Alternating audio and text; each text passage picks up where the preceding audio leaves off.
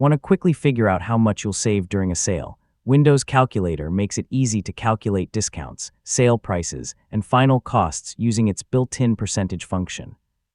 In this guide, I'll show you how to calculate discounts with Windows Calculator in 2026. First, click the Start menu, search for Calculator, and open the app. The standard mode is all you need for most discount calculations. Type the original price of the item into the calculator. This is the amount before any discount is applied. To calculate a discount, press the minus button, enter the discount percentage, then press the percent button followed by equals. Windows Calculator automatically subtracts the correct discount and displays the final sale price.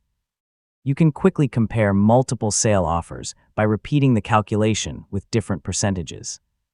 This is useful when stores advertise discounts like 10%, 20%, or 50%. After calculating the discounted price, you can also add sales tax by using the plus button with another percentage calculation. This helps estimate the total amount you'll actually pay. Open the History panel to compare several discount calculations or verify your previous results.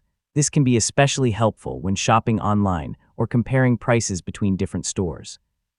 And that's how to calculate discounts with Windows Calculator in 2026. Whether you're shopping online, comparing sale prices, or planning your budget, Windows Calculator helps you work out discounts quickly and accurately.